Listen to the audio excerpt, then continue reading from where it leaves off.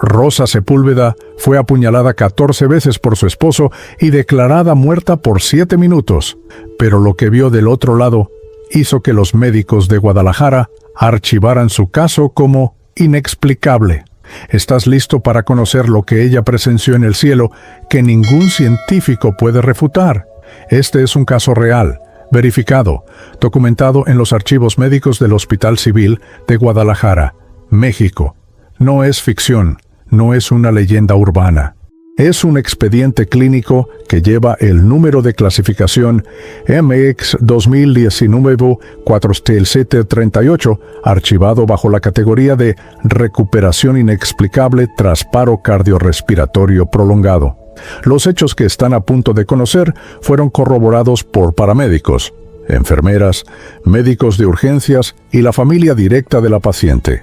Algunos de los nombres han sido modificados para proteger la privacidad de los involucrados, pero los acontecimientos son exactamente como ocurrieron aquella noche del 14 de marzo de 2019, cuando una mujer de 62 años cruzó el umbral entre la vida y la muerte, y regresó con un testimonio que desafía toda explicación científica convencional. La noche comenzó como tantas otras en el modesto vecindario de la colonia Lomas de Polanco, en Guadalajara.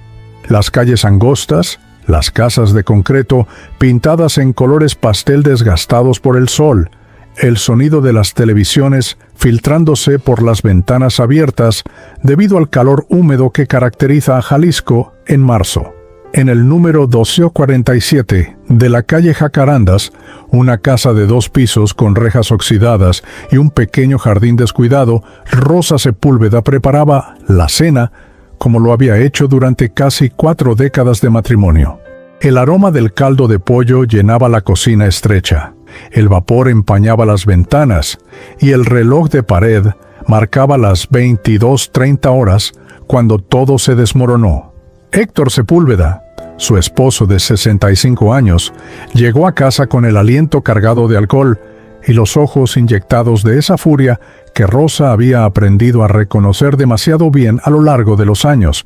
No era la primera vez, no sería, pensaba él, la última. Pero esa noche, algo en la mirada de Rosa lo había desafiado de una manera diferente. Quizás fue el cansancio acumulado de décadas. Quizás fue la conversación que había tenido esa tarde con su hija mayor, Gabriela, quien le había suplicado por enésima vez que dejara a ese hombre. Quizás fue simplemente que el alma humana tiene un límite de sufrimiento que, una vez alcanzado, prefiere la muerte a un día más de humillación. La discusión escaló en cuestión de segundos. Los gritos atravesaron las paredes delgadas. Los vecinos, acostumbrados a las peleas del matrimonio Sepúlveda, cerraron sus ventanas e intentaron no escuchar. En México, como en muchos países latinos, la violencia doméstica es un secreto a voces que todos conocen, pero pocos confrontan. No te metas en problemas ajenos, dice el dicho popular. Los trapos sucios se lavan en casa, repetían las abuelas. Y así, generación tras generación, el silencio se convierte en cómplice del horror. Héctor tomó el cuchillo de cocina que Rosa había estado usando para cortar el pollo.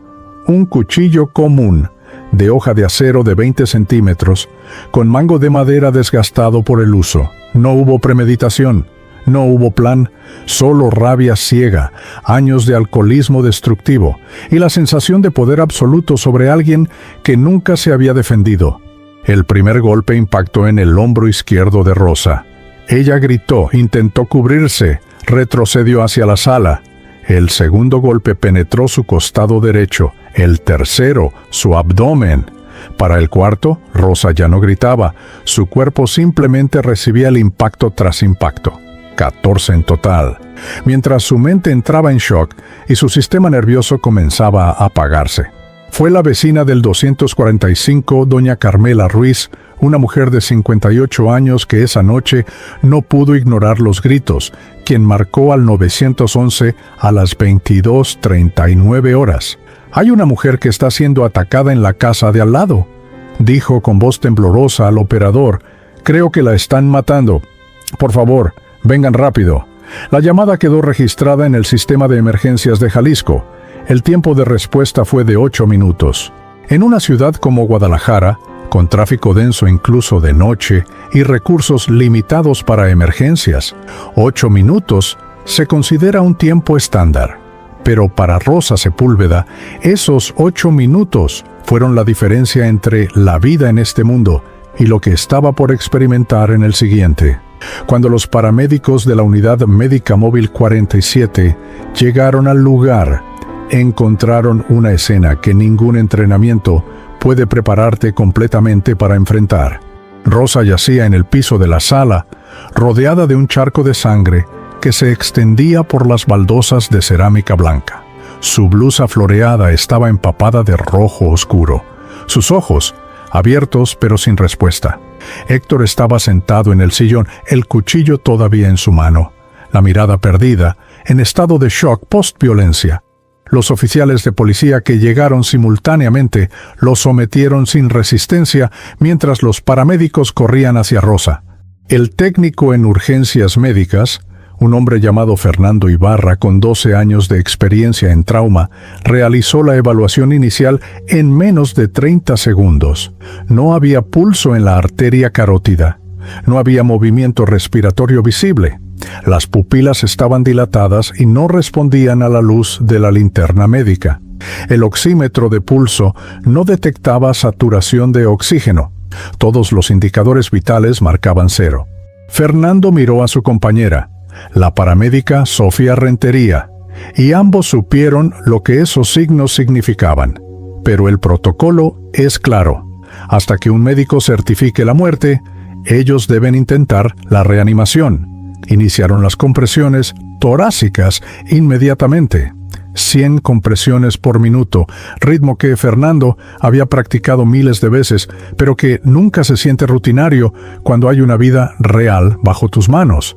Sofía insertó un tubo orofaríngeo y comenzó la ventilación con bolsa autoinflable, 2 respiraciones cada 30 compresiones.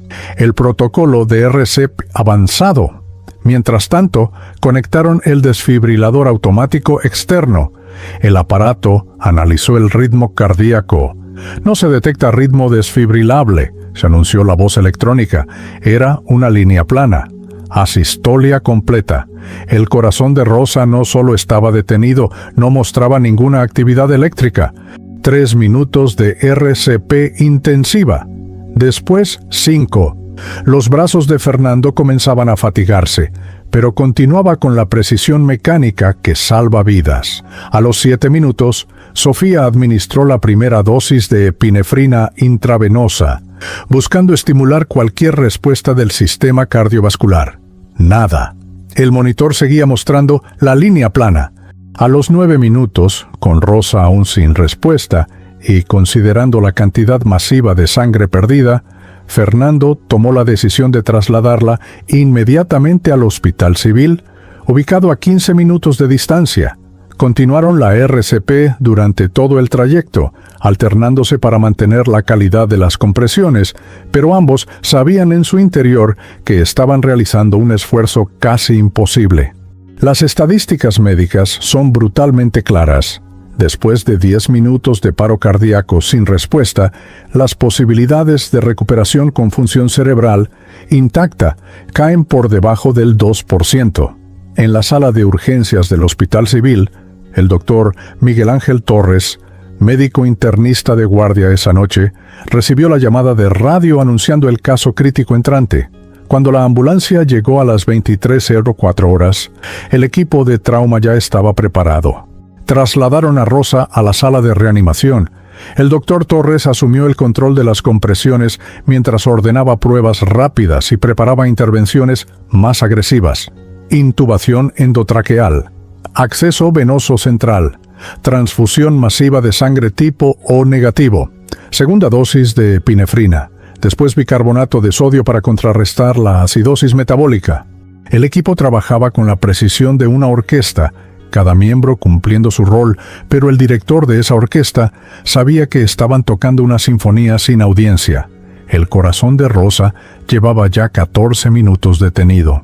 A las 23:18 horas, después de verificar por tercera vez la ausencia de cualquier signo vital, Después de constatar mediante ultrasonido portátil que no había actividad cardíaca visible, después de confirmar que las pupilas permanecían fijas y dilatadas, el doctor Miguel Ángel Torres hizo lo que ningún médico quiere hacer, pero todos deben hacer eventualmente.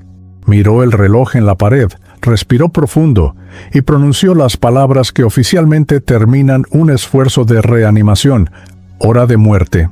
Las 23:18 del 14 de marzo de 2019. Los paramédicos detuvieron las compresiones. Las enfermeras apagaron los monitores. El silencio llenó la sala de reanimación, ese silencio pesado y solemne que siempre acompaña a la muerte. En el pasillo, la hija mayor de Rosa, Gabriela, quien había llegado al hospital minutos antes, colapsó en los brazos de su hermano menor, sus gritos de dolor atravesando las puertas cerradas. Pero entonces, en ese preciso instante cuando la vida oficialmente había terminado, cuando los registros médicos ya documentaban el fallecimiento, cuando el cuerpo de Rosa Sepúlveda era solo un cadáver más en una sala de urgencias saturada de Guadalajara, algo completamente inexplicable estaba por ocurrir. Algo que haría que el doctor Torres, un hombre de ciencia formado en la Universidad de Guadalajara con 20 años de práctica médica, cuestionara todo lo que creía saber sobre los límites entre la vida y la muerte. Porque lo que Rosa experimentó durante esos minutos cuando su corazón no latía, cuando su cerebro no recibía oxígeno, cuando todos los instrumentos médicos confirmaban su muerte, iba a cambiar no solo su vida, sino la comprensión misma de lo que significa estar vivo.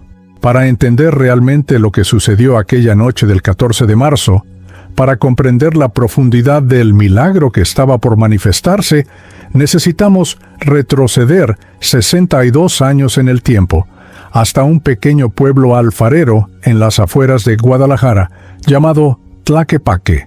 Era 1957, y en una casa humilde de adobe con techo de teja roja, nació Rosa María Sepúlveda Contreras, la quinta hija de una familia de 9 hermanos. Su padre, don Esteban Contreras, era alfarero como lo había sido su padre y el padre de su padre, moldeando el barro rojo de Jalisco en vasijas y platos que vendía en el mercado local. Su madre, doña Esperanza Sepúlveda, era el pilar invisible de esa familia, como lo eran millones de mujeres latinas de su generación. Despertaba antes del amanecer para preparar las tortillas, lavaba la ropa a mano en el lavadero del patio, criaba a los hijos, cuidaba a los suegros ancianos y nunca, jamás se quejaba. Rosa creció observando a su madre con una mezcla de admiración y tristeza que no comprendía completamente siendo niña. Veía cómo doña Esperanza soportaba los arranques de ira de don Esteban cuando el dinero escaseaba, cómo bajaba la mirada cuando él levantaba la voz, cómo justificaba los moretones en sus brazos, diciendo que se había caído o golpeado con la puerta. «Til, así son los hombres», le decía su abuela paterna, una mujer encorvada de 78 años que fumaba cigarrillos enrollados a mano y repetía los refranes que había aprendido de su propia madre. «La mujer debe ser como el buen vino, que mejora guardado en la bodega. El hombre es la cabeza, pero la mujer es el cuello que la mueve. En casa del herrero, cuchillo de palo». Frases que sonaban como sabiduría ancestral, pero que en realidad eran cadenas invisibles transmitidas de generación en generación.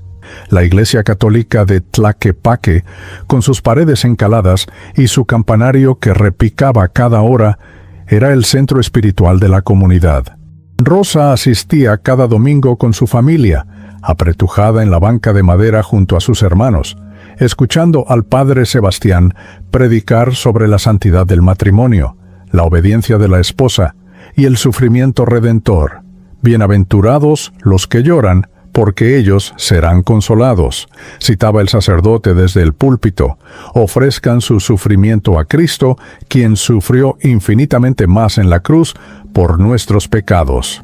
Para una niña de 10 años como Rosa, esas palabras se grababan profundamente en su psique, creando un mapa mental donde el dolor era virtud, donde el sacrificio era amor, donde callar era santidad.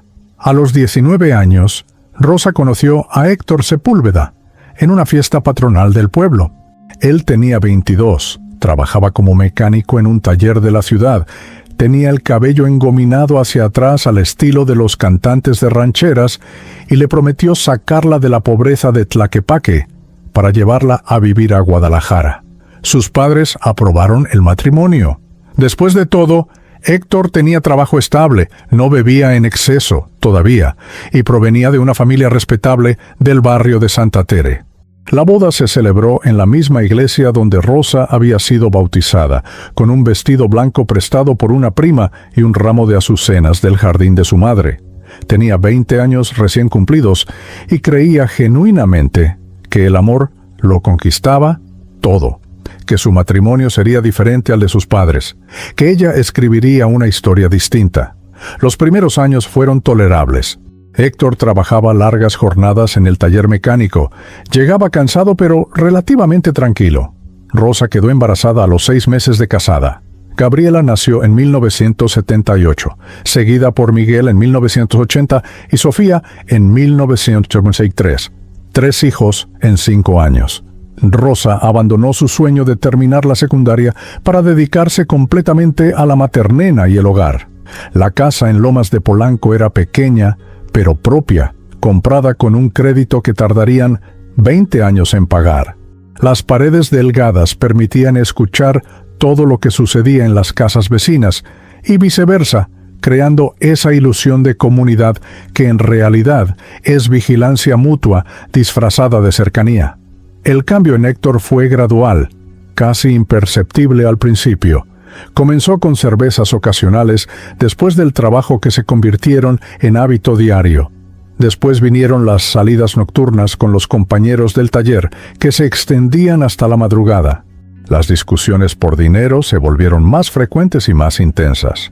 La primera vez que Héctor levantó la mano contra Rosa fue en 1985, cuando Miguel tenía 5 años. Fue una bofetada rápida que dejó la marca de los dedos en su mejilla izquierda. Héctor lloró después, le pidió perdón de rodillas, juró que nunca volvería a suceder, y Rosa, criada en la doctrina del perdón cristiano y el sacrificio femenino, lo perdonó. 70 veces 7, decía la Biblia sobre cuántas veces debemos perdonar. Rosa perdió la cuenta después de la primera centena. Los vecinos sabían. Doña Carmela, quien vivía en el 245, escuchaba los gritos a través de las paredes compartidas. Don Alberto, el señor del 249, que vendía elotes en la esquina, veía a Rosa salir con lentes oscuros en pleno invierno para ocultar los ojos hinchados. Las maestras de la escuela primaria notaban cómo los niños Sepúlveda llegaban a veces sin desayunar, con uniformes mal planchados, con esa mirada distante de quien ha escuchado cosas que ningún niño debería escuchar. Pero nadie intervenía. En la cultura latina tradicional, existe un código no escrito. Lo que sucede dentro de las 4 paredes de un hogar es sagrado, intocable, privado. No te metas donde no te llaman, repetían las abuelas. Cada quien con sus problemas. Dios aprieta pero no ahorca. Rosa intentó irse 3 veces a lo largo de esos 38 años de matrimonio. La primera vez fue en 1990, cuando Héctor la empujó durante una discusión y ella cayó por las escaleras, fracturándose 2 costillas. Empacó una maleta, tomó a los niños y fue a casa de su hermana mayor en Tlaquepaque. Duró 1 semana. Su hermana, casada con un hombre igualmente problemático, le dijo: Rosa, todas pasamos por lo mismo. Es tu cruz, tu sacrificio. Piensa en los niños, necesitan a su padre. Regresó. La segunda vez fue en 1998, cuando Gabriela ya era adolescente y le suplicó que dejara a su padre. Rosa llegó hasta la oficina del TIF, el Sistema para el Desarrollo Integral de la Familia, para solicitar apoyo. La trabajadora social, una mujer joven con carpetas apiladas hasta el techo en su escritorio sobrecargado, le explicó el proceso: denuncia penal, orden de restricción, refugio temporal. Pero señora, le advirtió, el proceso es largo, complicado, y muchas veces los hombres se vuelven más violentos cuando se sienten acorralados. Rosa salió de esa oficina y nunca regresó. La tercera vez fue en 2010, cuando sus 3 hijos ya eran adultos y le ofrecieron que viviera con ellos. Pero para entonces, algo en Rosa se había roto de una manera más profunda que los huesos o la piel. Había interiorizado completamente su rol de mártir silenciosa. La fe religiosa de Rosa era genuina y profunda, pero estaba entrelazada con una teología tóxica del sufrimiento que había absorbido desde niña. Asistía a misa cada domingo en la parroquia de Nuestra Señora del Refugio. Se confesaba regularmente con el padre Ignacio, un sacerdote de 70 años que llevaba 40 años en esa parroquia y 40 años aconsejando a mujeres que regresaran con sus maridos abusivos. El matrimonio es un sacramento indisoluble, le decía. Cristo sufrió en la cruz por nosotros. Tu sufrimiento, ofrecido con amor, tiene valor redentor. Ora por la conversión de tu esposo. Rosa oraba. Oraba cada noche, de rodillas junto a su cama, con un rosario de cuentas desgastadas entre sus dedos artríticos. Oraba mientras preparaba la comida, mientras lavaba la ropa, mientras limpiaba la sangre de su propia nariz después de los golpes. Sus oraciones eran una mezcla de súplica desesperada y resignación aprendida. Dios mío, dame fuerzas para soportar esta cruz. Transforma el corazón de Héctor. Protege a mis hijos. Que se haga tu voluntad. Para 2019, Rosa era una mujer físicamente deteriorada a sus 62 años. La violencia crónica había dejado su marca. Una cicatriz en la ceja derecha de un golpe con una botella en 2005. Una leve cojera de cuando Héctor la pateó en la rodilla en 2013. Dolores crónicos de espalda por las tensiones acumuladas. Pero más devastador era el daño psicológico invisible. Sufría de insomnio severo, despertándose constantemente por pesadillas o por el miedo de que Héctor llegara borracho y violento. Tenía síntomas claros de depresión mayor, falta de apetito, llanto frecuente, pensamientos de muerte. Pero nunca buscó ayuda psicológica porque en su generación, en su contexto cultural, esas cosas eran problemas de ricos o debilidades del carácter.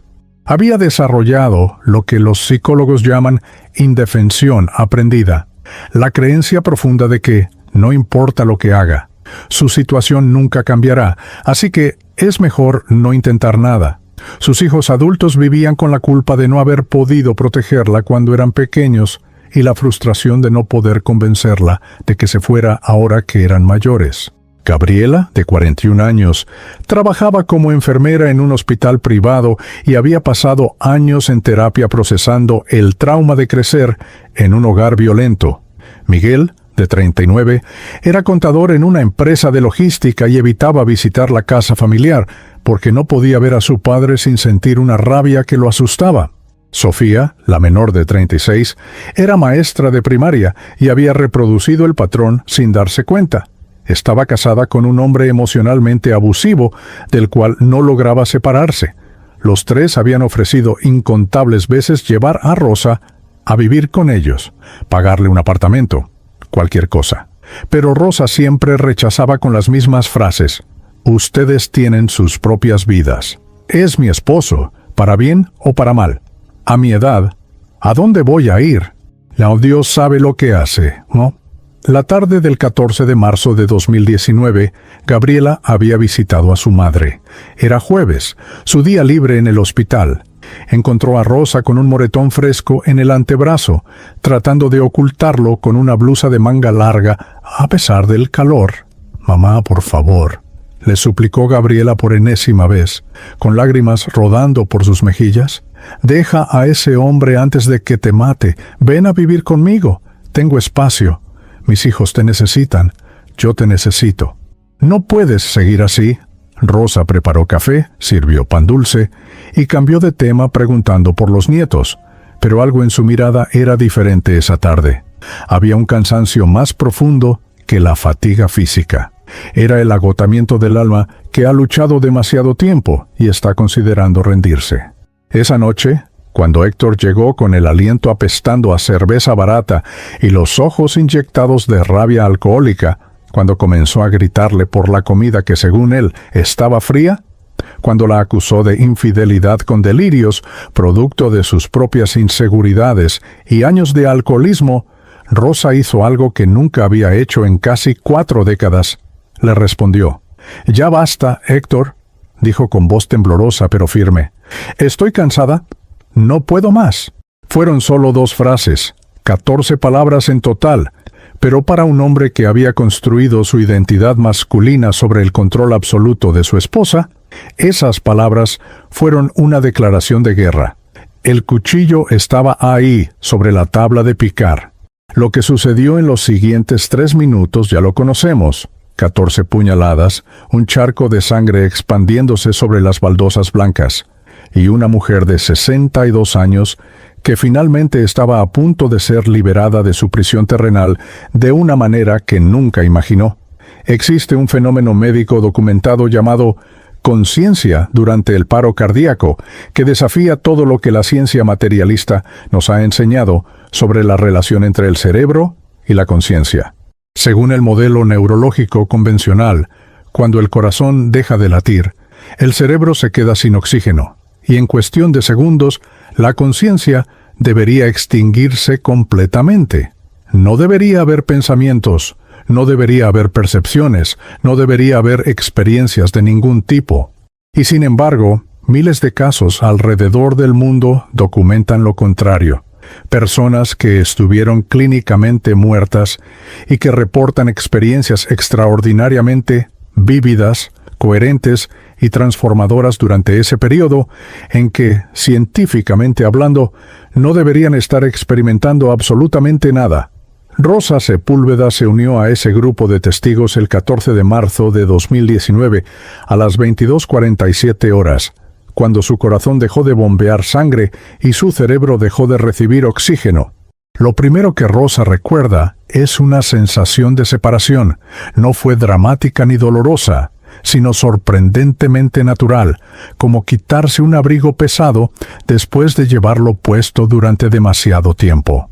Un momento estaba sintiendo el dolor agudo de las puñaladas, el ardor del metal atravesando su carne, el sabor metálico de la sangre en su boca, y al siguiente momento el dolor simplemente desapareció. No gradualmente, sino instantáneamente, como si alguien hubiera apretado un interruptor. Pero más extraño aún, Rosa se dio cuenta de que todavía podía ver, todavía podía pensar, todavía era consciente de sí misma, excepto que ahora estaba flotando cerca del techo de su sala, mirando hacia abajo a una escena que le tomó varios segundos procesar completamente. Ahí, en el piso de baldosas blancas ahora teñidas de rojo oscuro, yacía un cuerpo vestido con una blusa floreada que Rosa reconoció inmediatamente como la que se había puesto esa mañana. El cuerpo estaba inmóvil, rodeado de sangre, con los ojos abiertos, pero vacíos, y sentado en el sillón desgastado color café, con un cuchillo de cocina todavía en la mano derecha y una expresión de estupor absoluto en el rostro, estaba Héctor, su esposo, el hombre que acababa de quitarle la vida. Rosa observaba la escena desde arriba, con una claridad de percepción que nunca había experimentado en vida. Podía ver cada detalle: las salpicaduras de sangre en la pared color beige, el plato de caldo de pollo derramado en la mesa, el rosario de cuentas azules que había caído de su bolsillo y ahora descansaba junto a su mano inerte. La expresión de shock en el rostro de Héctor mientras comenzaba a comprender la magnitud de lo que acababa de hacer. Pero lo más perturbador para Rosa no era ver su propio cuerpo sin vida desde esa perspectiva imposible. Lo más perturbador era la ausencia total de miedo. Durante 38 años había vivido en un estado casi constante de ansiedad y terror, especialmente cuando Héctor bebía. El miedo había sido su compañero constante, una presencia opresiva que habitaba en su pecho, que aceleraba su corazón cada vez que escuchaba sus pasos en la entrada, que la mantenía despierta por las noches, anticipando la próxima explosión de violencia. Pero ahora, Flotando sobre la escena de su propio asesinato, ese miedo había desaparecido por completo. En su lugar había una paz profunda, casi sobrecogedora, y una sensación de libertad que no había sentido desde que era una niña pequeña corriendo descalza por los campos de Tlaquepaque, antes de que el mundo le enseñara que las mujeres no corren, no gritan, no viven, solo sobreviven. Rosa escuchó las sirenas acercándose. Vio a doña Carmela, su vecina, asomarse tímidamente por la puerta entreabierta, llevar ambas manos a la boca al ver la escena y retroceder gritando. Observó cómo los policías entraron primero, armas desenfundadas, gritando órdenes mientras Héctor levantaba las manos lentamente, el cuchillo cayendo al piso con un ruido metálico. Después llegaron los paramédicos, 2 personas que Rosa nunca había visto, pero que de alguna manera podía percibir con una claridad extraordinaria. Un hombre de unos 35 años, complexión robusta, con una pequeña cicatriz en la ceja izquierda, y una mujer más joven, quizás 25, con el cabello negro recogido en una cola de caballo apretada. Los vio correr hacia su cuerpo, verificar el pulso, comenzar las compresiones torácicas que hacían que su cuerpo inerte se sacudiera con cada empuje. Lo que Rosa presenció a continuación fue algo que los médicos llaman percepción verídica durante el paro cardíaco y que los escépticos luchan por explicar. Desde su posición elevada, Rosa observó toda la escena de reanimación con una claridad que debería haber sido imposible para alguien cuyo cerebro no estaba recibiendo oxígeno. Vio cómo el paramédico hombre, Fernando, verificaba repetidamente el monitor del desfibrilador y negaba con la cabeza al ver la línea plana. Escuchó, y esto es crucial, conversaciones completas entre los paramédicos que su cuerpo físico no podría haber oído, porque sus oídos no estaban funcionando. Lleva demasiado tiempo, dijo Fernando a Sofía, la paramédica, con voz tensa. La pérdida de sangre es masiva. Incluso si logramos que vuelva, el daño cerebral va a ser severo. Lo sé, respondió Sofía, mientras preparaba una dosis de epinefrina, pero tenemos que intentarlo hasta llegar al hospital. Rosa observó cómo la colocaron en la camilla, cómo continuaron las compresiones mientras la sacaban de la casa, cómo los vecinos se agrupaban en la calle, algunos persignándose, otros llorando, todos susurrando especulaciones sobre lo que había sucedido. Vio a Héctor esposado siendo metido en la patrulla policial, su rostro gris ceniza, sus labios moviéndose en lo que parecían ser oraciones o súplicas inaudibles. Y durante todo este tiempo, Rosa sentía como si estuviera conectada a su cuerpo por un cordón invisible, siguiendo la ambulancia mientras ésta atravesaba las calles de Guadalajara, con las luces rojas y azules rebotando en las fachadas de las casas. La sirena perforando la noche húmeda de marzo. Fue durante el trayecto al hospital, aproximadamente 5 minutos después de que su corazón se detuviera, cuando Rosa experimentó lo que solo puede describirse como una transición. La escena de la ambulancia, con los paramédicos trabajando frenéticamente sobre su cuerpo, comenzó a desvanecerse, no de manera abrupta sino gradualmente, como si alguien estuviera bajando lentamente las luces de un teatro. Y al mismo tiempo, Rosa se dio cuenta de que ya no estaba sola, había una presencia con ella, o más precisamente, múltiples presencias que ella no podía ver claramente, pero que podía sentir con absoluta certeza. No eran amenazantes, al contrario, emanaban una calidez, un amor, una aceptación que Rosa nunca había experimentado de ningún ser humano en sus 62 años de vida terrenal. Entonces apareció la luz. Los escépticos dirán que era una alucinación causada por la anoxia cerebral, una descarga aleatoria de neuronas muriendo, una manifestación neurológica de DMT endógeno, liberado en momentos de trauma extremo. Pero Rosa, quien nunca había leído sobre experiencias cercanas a la muerte, quien nunca había estudiado neurociencia ni había consumido drogas psicodélicas en su vida, describe esa luz con una consistencia notable a miles de otros testimonios documentados alrededor del mundo. No era una luz física como la del sol o una lámpara. No lastimaba los ojos, si es que todavía tenía ojos en ese estado. Era una luz que de alguna manera era consciente, inteligente, amorosa. Era una luz que te veía completamente, conocía cada pensamiento que habías tenido, cada acción que habías realizado, cada herida que cargabas, y aún así te amaba sin condiciones, ni juicios. Rosa se sintió atraída hacia esa luz, o quizás la luz vino hacia ella, porque en ese estado las nociones normales de distancia y movimiento no aplicaban de la manera habitual. A medida que la luz se intensificaba, Rosa comenzó a percibir un ambiente, aunque ambiente es una palabra inadecuada para describir lo que experimentó.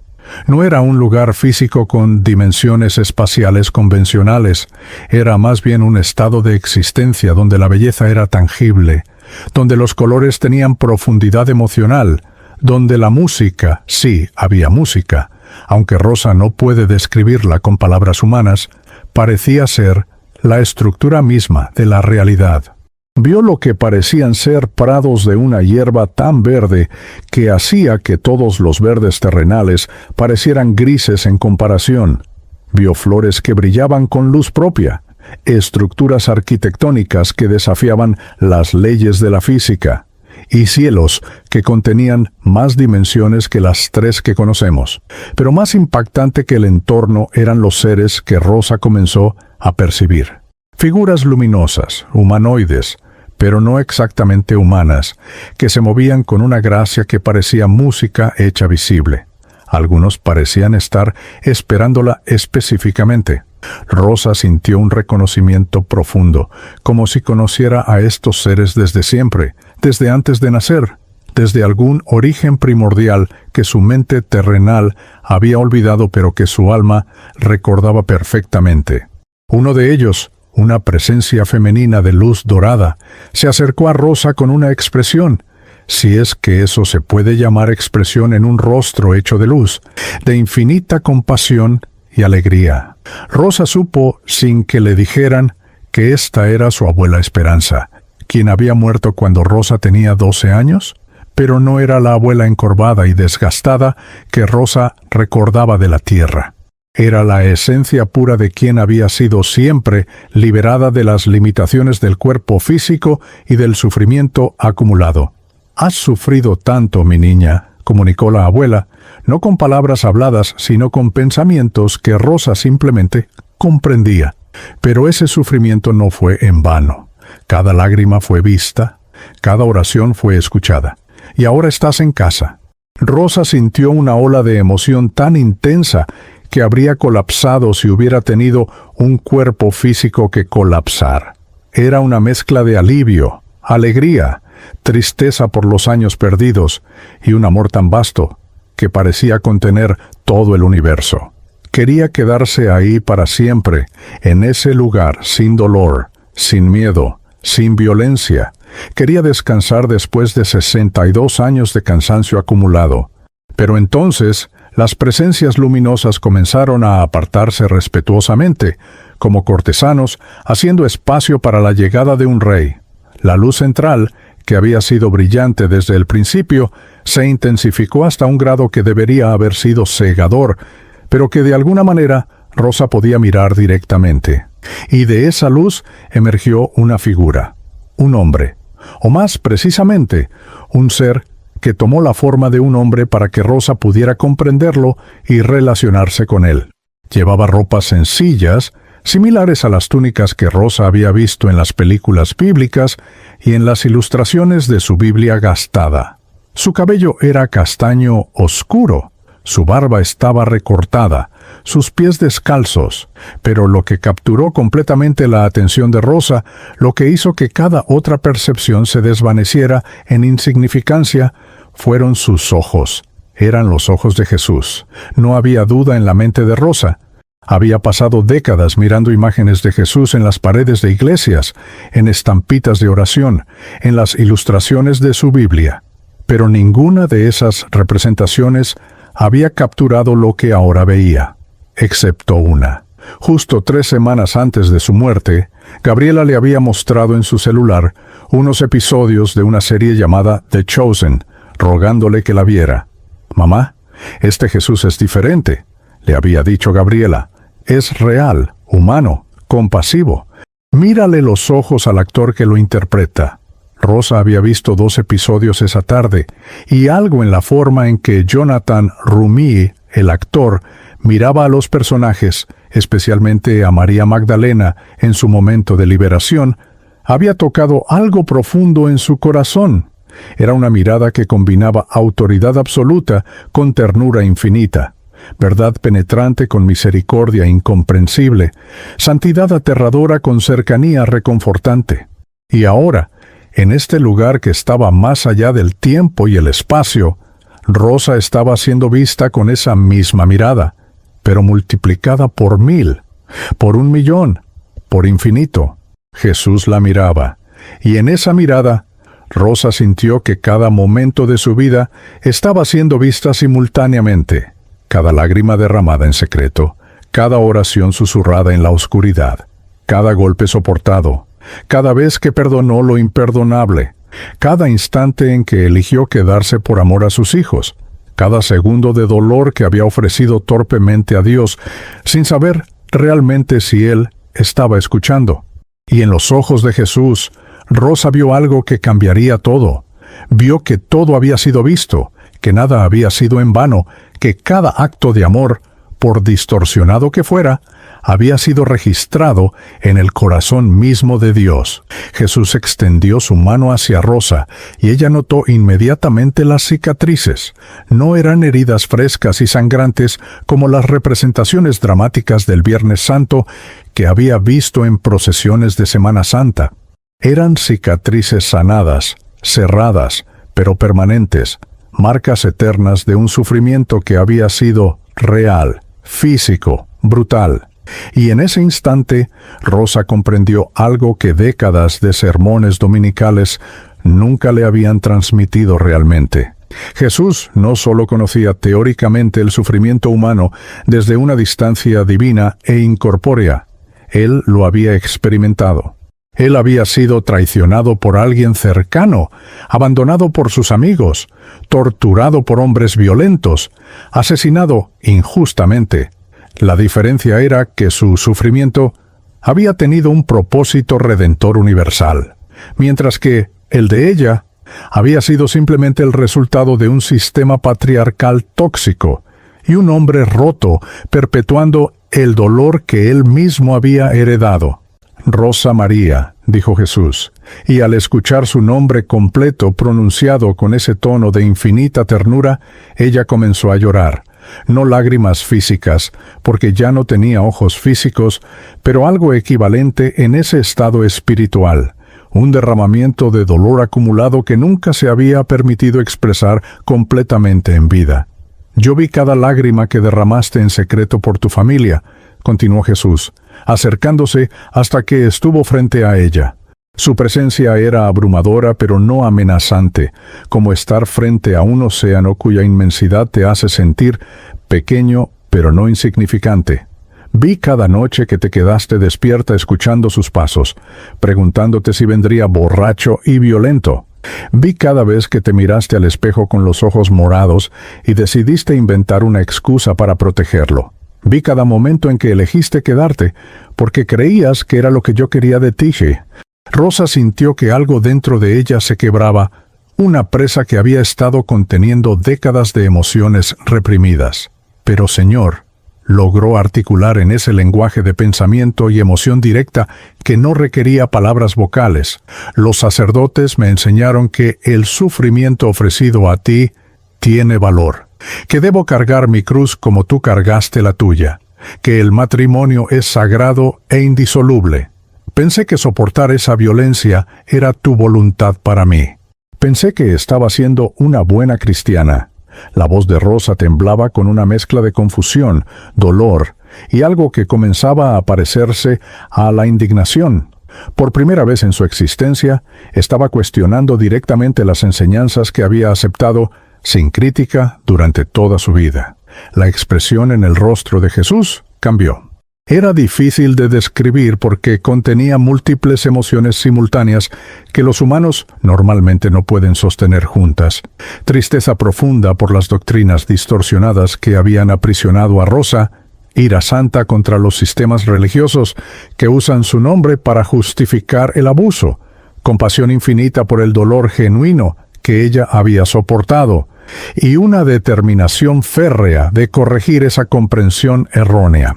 «Tian Rosa, escúchame con mucha atención», dijo Jesús, y su voz tenía ahora una autoridad que hizo que toda la realidad circundante pareciera detenerse y prestar atención. «Yo nunca, jamás, pedí que soportaras violencia en mi nombre. La cruz que yo cargué fue para liberar a la humanidad del pecado y la muerte, no para glorificar el sufrimiento en sí mismo. Cuando dije, toma tu cruz y sígueme, me refería a las dificultades inevitables de vivir con integridad en un mundo roto, no a permanecer en relaciones que destruyen tu dignidad». Jesús tomó ambas manos de Rosa entre las suyas, y ella sintió un calor que era más que temperatura física. Era el calor de la verdad penetrando en lugares donde las mentiras habían construido fortalezas durante décadas. Los sacerdotes que te dijeron que ofrecieras tu sufrimiento mientras permanecías en el peligro estaban equivocados. Continuó Jesús con una claridad que no dejaba espacio para ambigüedades. Confundieron mi llamado a la compasión con una invitación al masoquismo. Malinterpretaron mi énfasis en el perdón como una obligación de permanecer con alguien que te está destruyendo. El matrimonio es sagrado, sí, pero la violencia rompe ese pacto sagrado.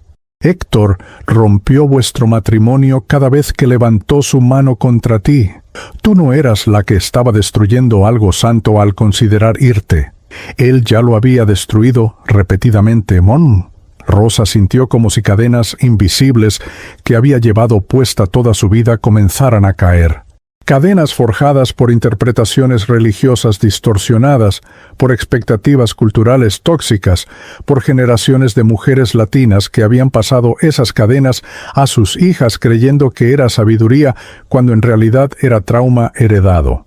«¿Entonces no estoy aquí porque fallé?», preguntó Rosa, su voz temblando con la esperanza frágil de alguien que ha vivido demasiado tiempo bajo condenación. «¿No estoy siendo juzgada por considerar dejar mi matrimonio? ¿Por los momentos en que deseé que Héctor muriera para poder ser libre? ¿Por las veces que sentí más alivio que amor hacia él?» «Rosa», respondió Jesús, y en esa única palabra ella escuchó todos los años de culpa siendo absueltos. «Tú no fallaste. El sistema falló. Las estructuras religiosas que deberían haberte protegido, en cambio, te aprisionaron. Los hombres que deberían haber defendido tu dignidad te enseñaron a sacrificarla. Y yo estoy furioso, sí, furioso, con todos los que usaron mi nombre para mantenerte en cautiverio». Rosa nunca había imaginado que Jesús pudiera estar enojado en su nombre. Siempre había pensado en él como perpetuamente manso y tolerante, nunca confrontativo ni indignado. Pero ahora veía lo que los evangelios realmente mostraban. Un Jesús que volcó las mesas de los mercaderes que explotaban a los pobres, que llamó hipócritas a los líderes religiosos que cargaban a la gente con pesos imposibles de llevar, que defendió ferozmente a los marginados y oprimidos. ¿Recuerdas la historia de María Magdalena?, preguntó Jesús, y súbitamente el ambiente alrededor de ellos cambió. Rosa se encontró viendo escenas como si fueran proyectadas en el aire mismo, pero con una claridad y profundidad emocional que ninguna película podría capturar. Vio a María Magdalena, la mujer que había sido poseída por 7 demonios, según los evangelios, aunque Rosa ahora comprendía que esos demonios podrían haber sido trauma severo, enfermedad mental o los efectos de abuso prolongado, siendo liberada por Jesús. Vio el momento exacto en que Jesús miró a María con esos mismos ojos de compasión penetrante, y María sintió que todas las cadenas de su pasado se rompían instantáneamente. Esa liberación que experimentó María, explicó Jesús, es la misma que estoy ofreciéndote ahora. Ella había sido aprisionada por fuerzas que no podía controlar. Tú has sido aprisionada por enseñanzas religiosas tóxicas y violencia doméstica. Pero mi poder de liberación es el mismo. Rosa vio más escenas de la vida de Jesús, pero no las versiones esterilizadas y domesticadas que había visto en las películas religiosas baratas o en las ilustraciones de su Biblia. Vio a Jesús defendiendo a la mujer sorprendida en adulterio de una multitud que quería apedrearla, desafiando directamente las leyes religiosas que valoraban el castigo sobre la misericordia. Vio a Jesús hablando con la mujer samaritana junto al pozo, rompiendo múltiples tabúes culturales, al dirigirse a una mujer de etnia despreciada que había tenido 5 maridos, aunque ahora Rosa se preguntaba cuántos de esos matrimonios habían sido realmente opciones voluntarias de esa mujer en una sociedad donde las mujeres eran frecuentemente tratadas como propiedad. Vio a Jesús sanando en sábado, violando deliberadamente las reglas religiosas cuando esas reglas impedían actos de compasión. Vio a Jesús comiendo con prostitutas y pecadores, escandalizando a los religiosos respetables de su tiempo. ¿Ves el patrón?, preguntó Jesús. Yo siempre elegí a las personas sobre las reglas religiosas cuando esas reglas aplastaban el espíritu humano. Siempre defendí a los vulnerables contra los poderosos. Siempre prioricé la misericordia sobre el sacrificio. Los fariseos de mi tiempo usaban la ley de Dios para controlar y condenar. Los líderes religiosos de tu tiempo han hecho lo mismo, especialmente con las mujeres. Pero ese nunca fue mi corazón. Mi corazón es libertad, sanidad, restauración, dignidad para cada ser humano creado a imagen de Dios. Rosa sintió algo que no había sentido en décadas: ira santa y justificada. No la rabia destructiva y violenta de Héctor, sino la indignación limpia de alguien que finalmente reconoce la injusticia que ha sufrido. Entonces, todas esas veces que el padre Ignacio me dijo que regresara con Héctor, que ofreciera mi sufrimiento, que el matrimonio era indisoluble sin importar qué, preguntó Rosa, su voz fortaleciéndose. ¿Estaba equivocado? ¿Me mantuvo en peligro en nombre de Dios? Jesús asintió gravemente. Sí, Rosa, estaba equivocado. Y tendrá que responder por eso, no ante un juicio condenatorio, sino ante la verdad de cuánto daño causó con sus doctrinas distorsionadas. Muchos líderes religiosos, con buenas intenciones, pero comprensión limitada, han causado un daño incalculable, enseñando que los oprimidos deben permanecer en su opresión, que las víctimas deben amar más a sus abusadores, que el sufrimiento por sí mismo es virtuoso. El ambiente cambió nuevamente, y Rosa se encontró viendo una escena de la serie The Chosen que Gabriela le había mostrado semanas antes. Era el momento cuando María Magdalena, interpretada por la actriz, se encuentra con Jesús junto al pozo, y él la mira, Jonathan Rumi la mira, con esa combinación perfecta de conocimiento total de sus peores momentos y aceptación incondicional de quién es en su esencia. Tu hija te mostró esa serie por una razón, explicó Jesús. Aunque es una dramatización humana imperfecta, captura algo verdadero sobre cómo veo a los quebrantados. Ese actor, sin saberlo completamente, canalizó una fracción de la mirada que yo tengo hacia cada persona herida. Ve completamente quién eres, conozco cada error y cada trauma, y aún así te valoro infinitamente porque eres mía. Rosa comenzó a comprender por qué estaba experimentando este encuentro, por qué no había simplemente pasado a la paz eterna. «Me vas a enviar de regreso, ¿verdad?», preguntó, y la respuesta ya estaba en su corazón antes de que Jesús hablara. «Sí, Rosa, tu historia no ha terminado. Vas a regresar a tu cuerpo, aunque médicamente es imposible. Vas a sobrevivir sin daño cerebral, aunque estuviste sin oxígeno por más de 7 minutos. Y vas a vivir el resto de tus años de una manera completamente diferente, no como víctima, sino como testigo de mi poder transformador». «¿Pero por qué?», preguntó Rosa. Estoy cansada. Aquí hay paz. Allá solo hay dolor y complicaciones. ¿Por qué me harías regresar? La expresión de Jesús se suavizó aún más, porque hay miles, millones de mujeres latinas como tú que están atrapadas en las mismas mentiras que te aprisionaron. Mujeres que creen que Dios quiere que sufran en silencio, que su valor está en cuánto pueden soportar, que dejar a un abusador es un fracaso espiritual. Tu testimonio, la historia de cómo moriste y regresaste, de cómo me encontraste y comprendiste mi verdadero corazón, liberará a muchas. Algunas dejarán finalmente a sus abusadores, otras buscarán ayuda profesional que han estado evitando. Otras reevaluarán las enseñanzas religiosas que han aceptado sin cuestionar. Tu muerte no será en vano, pero tampoco será el final de tu historia. Rosa sintió lágrimas, esas lágrimas espirituales, fluyendo nuevamente, pero ahora eran lágrimas de liberación, de propósito redescubierto, de dignidad restaurada. ¿Y Héctor?, preguntó finalmente, la pregunta que había estado evitando. ¿Qué pasa con él? Jesús sostuvo su mirada. Héctor es mi hijo tanto como tú eres mi hija. Está profundamente roto, perpetuando patrones que aprendió de su propio padre alcohólico y violento. Pero ser roto no excusa destruir a otros. Enfrentará consecuencias terrenales por lo que hizo: prisión, pérdida de su familia, el peso de haber asesinado a su esposa, y eventualmente, si elige humildad en lugar de justificación, puede encontrar redención también. Pero esa es su jornada, no tu responsabilidad. Tu trabajo no es salvarlo. Tu trabajo es ser libre. Cuando regreses, continuó Jesús, su voz tomando un tono de instrucción específica, perdonarás a Héctor.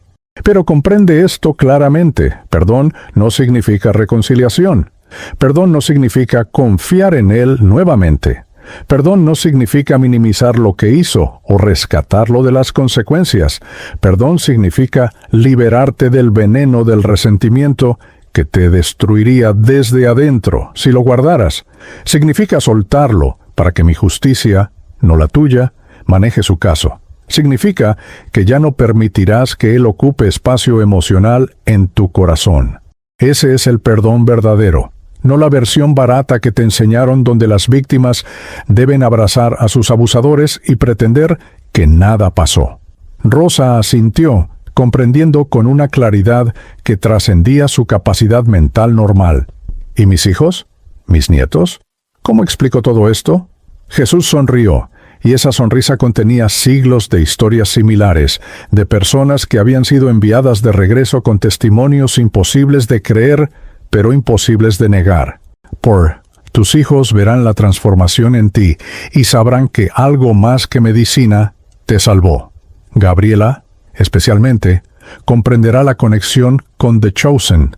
Ella ha estado orando por tu liberación durante años, incluso cuando no sabía exactamente cómo pedirlo. Esta es mi respuesta a esas oraciones, aunque no de la manera que ella esperaba. La luz alrededor de ellos comenzó a cambiar nuevamente, señalando que el encuentro estaba llegando a su conclusión. «Ven, Rosa María Sepúlveda Contreras», dijo Jesús con una formalidad que le dio peso eterno a sus palabras finales. «Yo soy tu libertador, no tus sacerdotes, no tus doctrinas religiosas, no tu capacidad de soportar sufrimiento. Yo. Y hoy te libero de toda cadena, la cadena del abuso, la cadena de la culpa falsa, la cadena de la obligación religiosa distorsionada, la cadena del miedo. Regresa y cuenta al mundo que mi amor vence la violencia, el sufrimiento y la muerte. Hay esperanza para quienes claman por mí, no una esperanza de soportar el infierno con mejor actitud, sino una esperanza de ser genuinamente libres. El doctor Miguel Ángel Torres había declarado la muerte de Rosa Sepúlveda a las 23:18. Había seguido el protocolo al pie de la letra: verificación de ausencia de pulso carotídeo, confirmación mediante ultrasonido portátil de que no había actividad cardíaca, pupilas fijas y dilatadas que no respondían a estímulos lumínicos, y más de 15 minutos de esfuerzos de reanimación sin ninguna respuesta. En sus 20 años como médico de urgencias en el Hospital Civil de Guadalajara, Había declarado cientos de muertes. Se había vuelto, no insensible exactamente, pero sí profesionalmente distanciado del peso emocional de cada caso. Tenía que ser así para sobrevivir psicológicamente en un trabajo donde la muerte era una visitante regular. Había firmado ya mentalmente el certificado de defunción. Estaba considerando qué palabras usaría para informar a la familia en la sala de espera, cuando algo completamente imposible ocurrió. La enfermera Patricia Morales, una mujer de 42 años con 18 años de experiencia en urgencias, estaba desconectando los cables del monitor cardíaco del cuerpo de Rosa cuando escuchó un sonido que la hizo congelarse en el acto. Era un pitido. Un solo pitido del monitor que se supone debía estar apagado, pero que técnicamente todavía estaba conectado a los electrodos en el pecho de Rosa. Patricia miró la pantalla, esperando ver algún tipo de interferencia eléctrica o mal funcionamiento del equipo, pero lo que vio hizo que su corazón se acelerara instantáneamente. La línea plana que había estado en la pantalla durante los últimos minutos había sido interrumpida por un complejo QRS, un latido cardíaco, uno solo, aislado, como si el corazón de Rosa hubiera decidido experimentar con la idea de volver a funcionar. «Y el doctor Torres», dijo Patricia con voz tensa, «tenemos actividad cardíaca». El doctor Torres, que ya estaba caminando hacia la puerta para hablar con la familia, se giró bruscamente. Su primera reacción fue de escepticismo profesional. Los monitores a veces captan interferencias. Los músculos en cadáveres recientes pueden tener espasmos que imitan actividad eléctrica, pero cuando miró la pantalla, vio otro latido, después otro. Irregulares al principio, espaciados por segundos que parecían eternidades, pero innegablemente presentes. El doctor Torres corrió de regreso a la camilla, colocó sus dedos en la arteria carótida de Rosa, y sintió lo que su entrenamiento médico le decía que era imposible. Un pulso débil, filiforme, pero definitivamente un pulso. «Reiniciamos protocolo de reanimación ahora», ordenó con voz firme que ocultaba su asombro interno. El equipo, que había estado comenzando a limpiar y preparar el cuerpo para su traslado a la morgue, volvió a movilizarse instantáneamente. Patricia reconectó el oxígeno. El doctor Torres verificó la intubación endotraqueal y comenzaron a administrar una nueva ronda de medicamentos vasopresores para apoyar la presión sanguínea que estaba comenzando a registrarse en el monitor, números ridículamente bajos, 60/40, pero números al fin. El residente de tercer año, el doctor Javier Campos, quien había estado observando el caso como parte de su rotación, verificó las pupilas con su linterna y notó algo que no había estado presente minutos antes. Una leve constricción en respuesta a la luz. Mínima, casi imperceptible. Pero ahí. Durante los siguientes 10 minutos, el equipo médico observó lo que solo podían describir como una resurrección gradual. El ritmo cardíaco de Rosa, que había comenzado como latidos aislados y caóticos, comenzó a organizarse en un patrón más regular. La presión arterial subió incrementalmente, 70/45, después 80/50, después 90/60. El oxímetro de pulso, que no había registrado saturación de oxígeno en más de 20 minutos, comenzó a mostrar lecturas. Primero 75%, después 82%, después 88%. Los párpados de Rosa, que habían estado completamente inmóviles, comenzaron a tener pequeñas contracciones, y su mano derecha, la enfermera Claudia Hernández, lo notó primero, se movió levemente, los dedos flexionándose casi imperceptiblemente. El doctor Torres ordenó una serie de pruebas diagnósticas inmediatas. Necesitaban saber qué daño había sufrido el cerebro después de estar sin oxígeno adecuado durante más de 7 minutos, un periodo que normalmente resulta en daño cerebral severo e irreversible. Ordenó una tomografía computarizada de cráneo para descartar hemorragias o edema cerebral masivo, análisis de sangre completos para evaluar el daño a órganos vitales y preparación para posible diálisis si los riñones habían fallado debido a la hipoperfusión prolongada. Mientras el equipo de radiología preparaba a Rosa para la tomografía, el doctor Torres salió finalmente a la sala de espera para hablar con la familia Sepúlveda. Gabriela, Miguel y Sofía estaban sentados en las sillas de plástico naranja de la sala de espera, abrazados entre sí, con los rostros hinchados de tanto llorar. Cuando vieron al doctor Torres acercarse, Gabriela se puso de pie inmediatamente, preparándose para escuchar las palabras que confirmarían oficialmente que su madre había muerto. Pero la expresión en el rostro del doctor no era la que esperaba. No era la expresión de pésame practicada que los médicos adoptan al dar malas noticias. Era algo más complejo: confusión, asombro y algo que parecía casi miedo reverencial. «Su madre está viva», dijo el doctor Torres sin preámbulos, porque no había manera suave de comunicar algo tan imposible. Los tres hermanos lo miraron sin comprender, como si hubiera hablado en un idioma extranjero. «No entiendo», dijo Gabriela finalmente. «Los paramédicos dijeron que estaba muerta. Llevamos aquí 40 minutos. Yo la vi, doctor. Vi toda esa sangre. ¿Cómo puede estar viva?» El doctor Torres respiró profundamente. «Hans, francamente, no tengo una explicación médica satisfactoria. Su madre estuvo en paro cardíaco por más de 15 minutos antes de llegar aquí. Continuamos esfuerzos de reanimación por otros 10 minutos sin respuesta. La declaré muerta a las 23:18. Su corazón no latía, no respiraba. Sus pupilas estaban fijas. Y después, aproximadamente 3 minutos después de que detuvimos los esfuerzos, su corazón simplemente comenzó a latir nuevamente, espontáneamente, sin intervención adicional de nuestra parte. Miguel, el hijo de Rosa, quien trabajaba con números y lógica como contador, intentó procesar esta información a través de su marco mental analítico. ¿Pero eso es posible? Los corazones simplemente vuelven a arrancar por sí solos después de que han estado detenidos por tanto tiempo. El doctor Torres negó con la cabeza lentamente. En teoría, hay casos documentados de lo que llamamos fenómeno de Lázaro, donde hay retorno de circulación espontánea después de cesar los esfuerzos de RCP, pero típicamente ocurre dentro de los primeros minutos, no después de 3 minutos de asistolia confirmada. Y más importante, cuando ocurre después de un paro tan prolongado, el daño cerebral es casi siempre severo.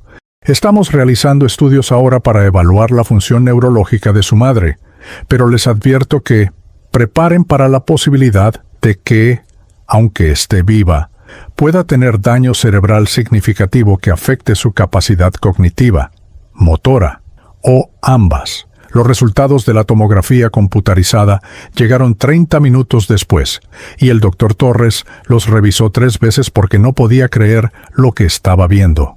O más precisamente, lo que no estaba viendo.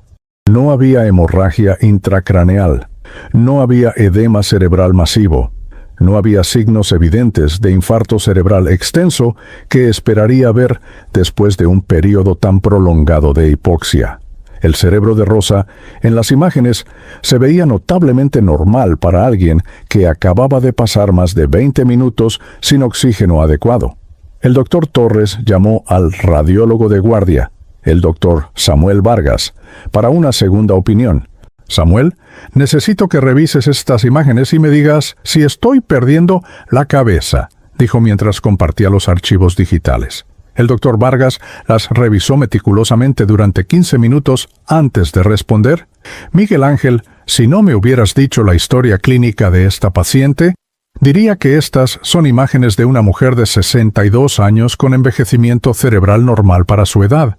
Hay un poco de atrofia cortical, algunos cambios de pequeño vaso, nada fuera de lo ordinario. No veo ninguna evidencia de injuria hipóxica aguda, lo cual es, francamente, imposible dado lo que me cuentas». A las 2:30 de la madrugada del 15 de marzo, aproximadamente 3 horas y media después de haber sido declarada muerta, Rosa comenzó a mostrar signos de despertar. Sus párpados comenzaron a aletear con más frecuencia y propósito. Sus extremidades se movían en respuesta a estímulos dolorosos. El doctor Torres aplicó presión en el lecho ungueal, una prueba estándar, lo cual indicaba que las vías neurológicas entre la médula espinal y el cerebro estaban intactas. Su respiración, que había sido completamente dependiente del ventilador, comenzó a mostrar esfuerzos espontáneos, el diafragma contrayéndose por su propia voluntad. El doctor Torres tomó la decisión de reducir gradualmente la sedación para evaluar el nivel de conciencia. A las 3:47 de la madrugada, los ojos de Rosa se abrieron completamente por primera vez. La enfermera Patricia, quien había permanecido junto a su cama durante todo este tiempo, fascinada por el caso médico extraordinario que estaba presenciando, notó inmediatamente que los ojos de Rosa no tenían la mirada vacía y desorientada típica de pacientes que despiertan después de trauma severo y sedación prolongada. Había claridad en esos ojos.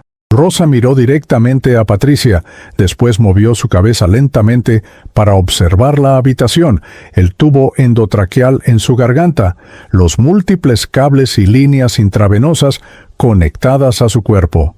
Patricia se acercó, hablando con el tono calmado y claro que usan las enfermeras con pacientes confundidos. «Señora Sepúlveda, está en el hospital. Sufrió un ataque, pero está a salvo ahora. Tiene un tubo en su garganta ayudándola a respirar.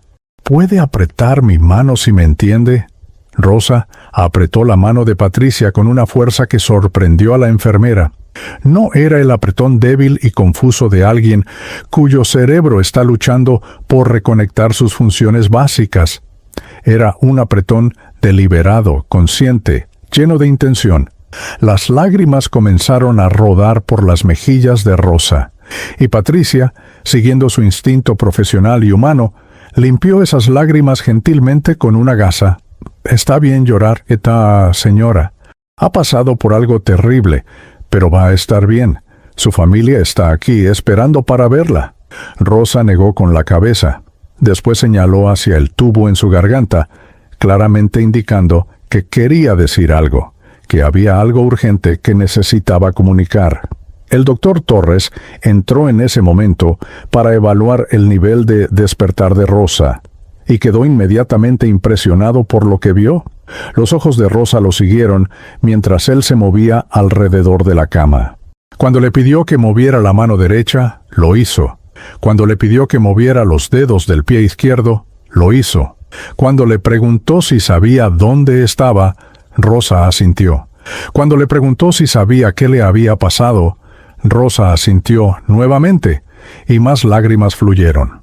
El doctor Torres realizó una evaluación neurológica rápida, reflejos presentes y simétricos, fuerza muscular preservada en las 4 extremidades, pupilas reactivas a la luz, capacidad de seguir comandos complejos. Cada indicador sugería que, milagrosamente, Rosa había retenido su función cerebral intacta.